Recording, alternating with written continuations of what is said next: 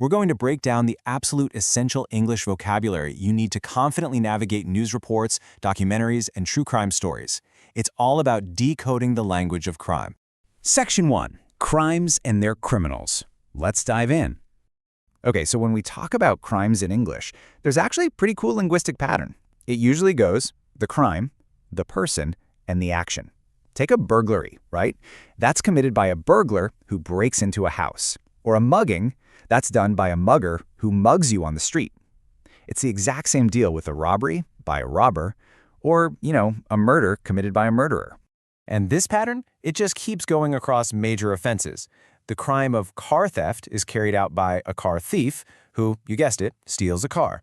For illegal substances, drug dealing is done by a drug dealer who sells drugs. And on a much larger scale, terrorism is carried out by a terrorist who attacks a place or people. It's basically like a building block system. Once you see the pattern, it just clicks. Now, we've also got some very specific terms for public nuisances, like vandalism. That's when vandals just go out and deliberately smash things up in public spaces, like destroying a park bench. Then there's football hooliganism. A football hooligan goes to a match literally just to cause trouble. I guess sometimes the real fight isn't even on the pitch, right? Section 2. Facing the law. So, what happens after a crime actually goes down? Well, there's a strict timeline. First up, a suspect might get arrested by the police. Let's say a teenager gets busted for shoplifting. They're arrested and taken into custody. And the next big step? They have to go to court and face a judge. Once you're in court, it boils down to two absolute opposites. You're either found guilty, meaning, yep, the court says you definitely committed the crime, or you're found innocent, meaning you didn't do it. And if you're innocent, boom, you're cleared, the process ends right there and you get to go home. But if you are found guilty, the legal fallout depends entirely on how bad the crime was. For something minor, like parking where you shouldn't or a tiny shoplifting charge, you might just have to pay a fine. Just hand over some cash to the court. But for something serious, murder or a major bank heist, you're going to go to prison for a set amount of time. Section 3. Rob versus steal. Okay, let's do a quick gut check. Ask yourself this right now. If someone snatches your bicycle from your front yard, were you robbed?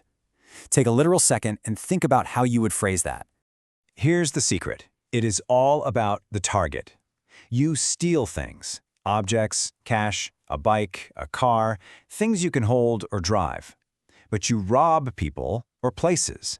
You rob a bank or you rob a person walking down the street. It's a subtle difference, but absolutely crucial. Let's break down the exact grammar. Because a bicycle is a thing, you have to say somebody stole my bicycle. It sounds super weird to say somebody robbed my bicycle. Actually, just don't ever say that.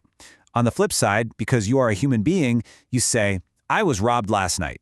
You would never, ever say I was stolen. Make sense? Oh, and there's one more piece to this little grammar puzzle. The verb rob is totally regular. Rob, robbed. Nice and easy. But steal is a troublemaker. It's an irregular verb. It goes steal in the present, stole in the past, and stolen as the past participle. So remember, a thief steals something today, and yesterday they stole it. So, we've walked through the crimes, the legal fallout, and that tricky grammar trap. Now I want to leave you with a real-world challenge. With this new, specialized vocabulary toolkit, if you saw an incident unfold right in front of you today, could you confidently stand before a police officer and explain exactly what went down? Think about it.